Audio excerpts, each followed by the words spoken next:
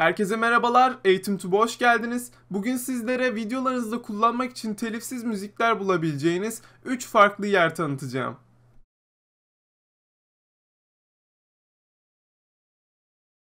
Evet, bildiğiniz üzere YouTube'da telif hakkı dediğimiz bir şey var ve bu özellikle müziklerde yoğunlaşmış bir şey. Yani siz herhangi bir müziği videonuzda kullanırsanız ve bu müziğin telif hakkı varsa bu müziği yayınlayan kişi sizin videonuzu yayından kaldırmaya, hatta kanalınızı kapattırmaya kadar giden bir yola girebiliyorsunuz. Tabii ki bu ilk bir kere müzik kullandığınızda olmuyor. Müzik kullandığınızda genelde bu videonun kaldırılması isteniyor ya da videonun para kazanmasının kapatılması isteniyor YouTube tarafından. Ama daha ileriki aşamalarda o kişi size kişisel olarak ilgilenirse kanalınız bile kapanabilir. Böyle yerlere kadar gidebilir.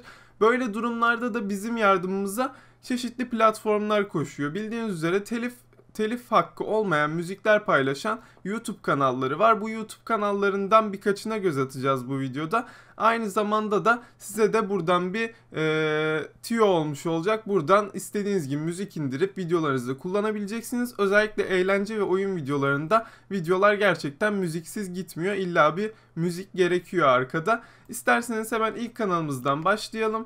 İlk kanalımız NCS Relays. Bu kanalı büyük ihtimal biliyorsunuzdur. Çok meşhur bir kanal. Kanalın aslında adı No Copyright Songs. Yani direkt adında zaten ücretsiz müzikler bulabileceğinizi anlayabiliyorsunuz. Telif hakkı olmayan müzikler. Görmüş olduğunuz gibi burada bu kanal bayağı bir video atıyor. Sürekli bakalım mesela, hatta kaç günde bir atıyormuş. Şu şekilde bakalım, bir gün olmuş bir önceki müzik, bir önceki 3 gün olmuş, bir önceki 5 gün olmuş. Yani burada anlayacağımız 2 günde bir bu kanala yeni müzikler yükleniyor. Yani bu demek oluyor ki her videonuzda farklı müzik kullanabilirsiniz. Buna geliyor yani bu yol. İstediğiniz gibi buradan müzikleri kullanabilirsiniz. Herhangi bir telif hakkı size gelmeyecektir. Çünkü bu kanalın yapımcıları, yani kanalda müzikleri paylaşan kişiler bu müziklere telif hakkı koymamışlar. Herkesin kullanabilmesini istemişler. Siz de bu şekilde indirip kullanabilirsiniz bu müzikleri gönül rahatlığıyla diyelim. Ve ikinci kanalımıza geçelim. İkinci kanalımız da yine adı çok kendiyle bağdaşan bir kanal. Vlog No Copyright Müzik kanalı var. Bu kanal da aynı şekilde sürekli aktif bir kanal. Görmüş olduğunuz gibi son hatta müziği 6 saat önce atmışlar.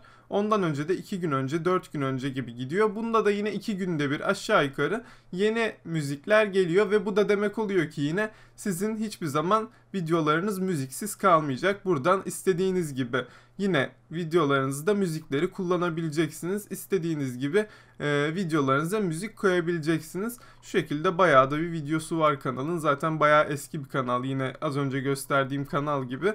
Burada daha çok vlog içerikli kanallar için müzikler var tabii ki. Biraz daha böyle slow dediğimiz, hani insanı rahatlatan müzikler olur. O müziklerden daha çok var. Ama yine de siz de videolarınızın arkasında kullanabilirsiniz. Videoların arkasında gayet güzel gidecektir bu müzikler. Bu şekilde yine buradan hiçbir telif hakkı olmadan müziklerinizi kullanabilirsiniz. Ama burada uyarmam gereken bir nokta var. Şimdi gösterdiğim iki kanal da bir insana ait. Yani ben mesela şu anda bir YouTube kanalı yönetiyorum.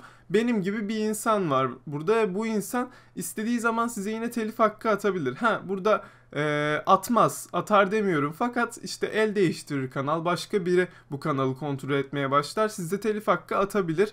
Böyle bir durum olabilir. Yani burada işimizin %100 bir garantisi yok. Çünkü dediğim gibi bu bir insana ait. Bu insanın ne düşüneceği belli olmaz.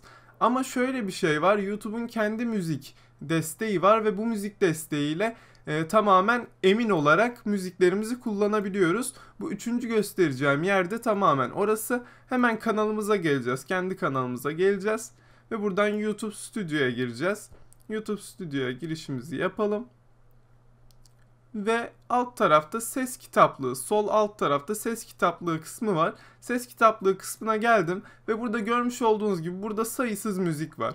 Farklı farklı birçok müzik var. Bu müziklerin hiçbirinin telif hakkı bulunmuyor. Yani bunun direkt lisansı YouTube'da olduğu için buradan hiçbir çekinceniz olmasın. Yani hiçbir size yaptırımı olmayacaktır bunun. Çünkü bunu direkt YouTube yönetiyor ve siz de YouTube'a atıyorsunuz o müziği. Yani herhangi bir telif hakkı durumu olmayacaktır. Aynı zamanda burada ses efektleri kısmı da var. Ses efektleri kısmında da yine videolarınızın ortasına işte geçişlere vesaire koyabileceğiniz burada sesler var. Görmüş olduğunuz gibi birçok ses var. Ama biz daha çok müzik kısmı ile ilgileneceğiz. Buradan istediğiniz müziği indirebiliyorsunuz ve videolarınızda kullanabiliyorsunuz. YouTube böyle bir kolaylık sağlıyor. Burada hatta türünüzü seçebiliyorsunuz. İşte rap'tir, pop'tur, klasiktir, rock'tır. İstediğiniz gibi burada müzik türünüzü seçip ona göre hareket edebiliyorsunuz. Yani mesela videonuz böyle rap içerikli bir videodur. Böyle sokakları anlatıyorsunuzdur filan. Arkaya bir rap müzik koyabilirsiniz buradan. Veya işte bir müze gezisindesinizdir. Klasik müzik koyarsınız. Bunun gibi diyelim. Ruh hali kısmı var. Burada istediğiniz müzikleri bulabilirsiniz. Eğlenceli bir müzik arıyorsanız eğlenceli, işte karanlık bir müzik arıyorsanız, böyle videonuzun teması karanlık bir temaysa karanlık seçebilirsiniz.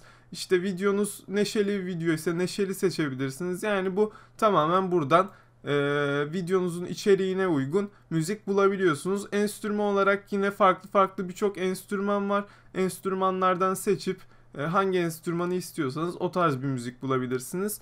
Süre kısmı var. Süre kısmı çok da önemli değil çünkü montaj programında videoları ard arda koyabiliyoruz. Ama derseniz ki ben bununla uğraşmak istemiyorum, 5 dakikalık videonuza 5 dakikalık bir müzik arayabilirsiniz burada yine.